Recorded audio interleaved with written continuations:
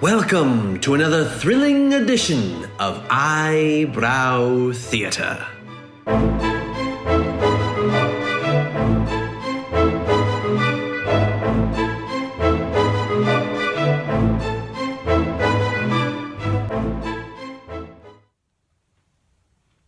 Once, upon a midnight dreary, while I pondered weak and weary over many a quaint and curious volume of forgotten lore, while I nodded, nearly napping, suddenly there came a tapping, as if someone gently rapping at my chamber door.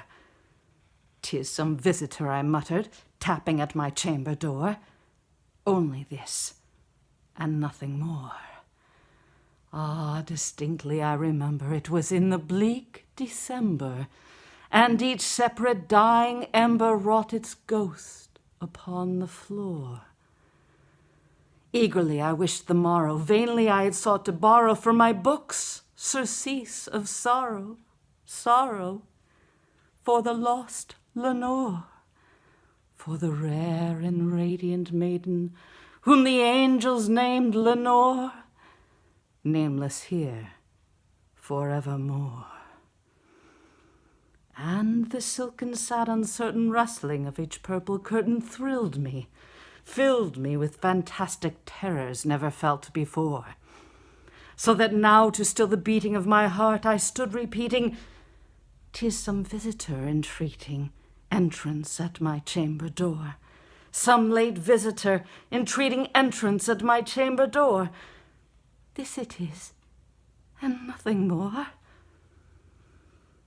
Presently my soul grew stronger, hesitating then no longer. "Sir," said I, "or madam, truly your forgiveness I implore. But the fact is I was napping, and so gently you came rapping, and so faintly you came tapping at my chamber door, that I was scarce sure I heard you."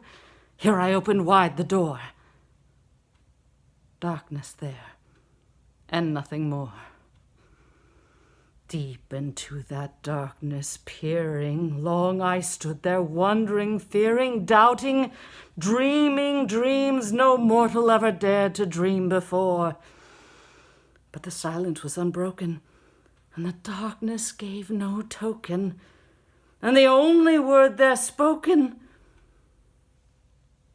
was the whispered word, "Lenore." This I whispered, and an echo murmured back the word, "Lenore." Merely this, and nothing more. Back into the chamber turning, all my soul within me burning, soon again I heard a tapping, somewhat louder than before. "Surely," said I, "surely there is someone at my window lattice. Let me see there what thereat is, and this mystery explore.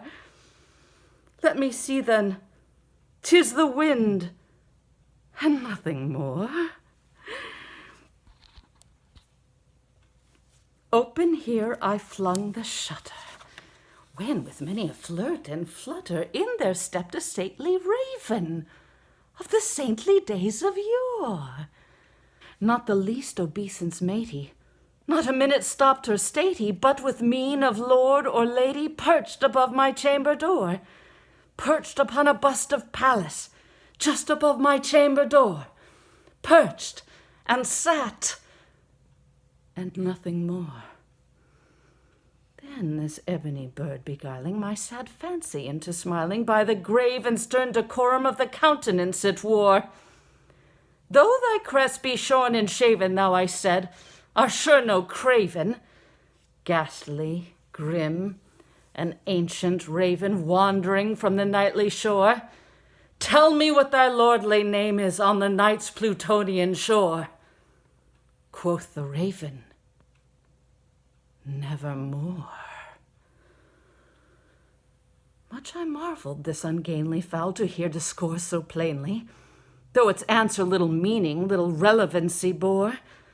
For we cannot help agreeing that no living human being ever yet was blessed with seeing bird above his chamber door, bird or beast, upon the sculptured bust of Pallas above his chamber door, with such name as Nevermore.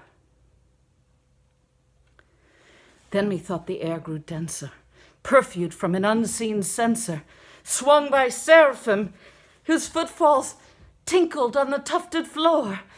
Wretch, I cried, thy God hath lent thee, by these angels he hath sent thee, respite, and nepenthe from thy memories of Lenore.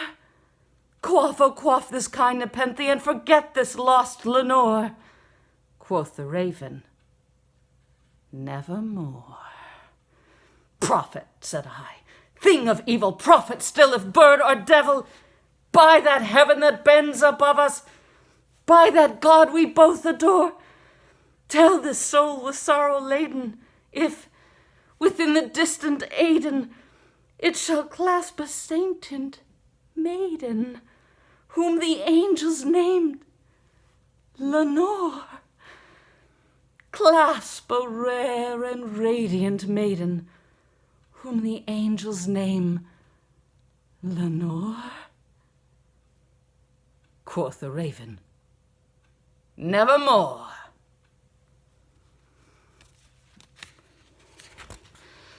And the raven, never flitting, still is sitting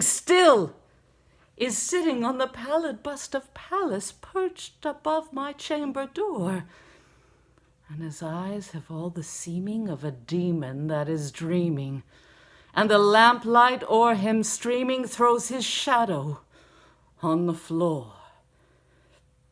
And my soul, from out that shadow that lies floating on the floor, shall be lifted nevermore.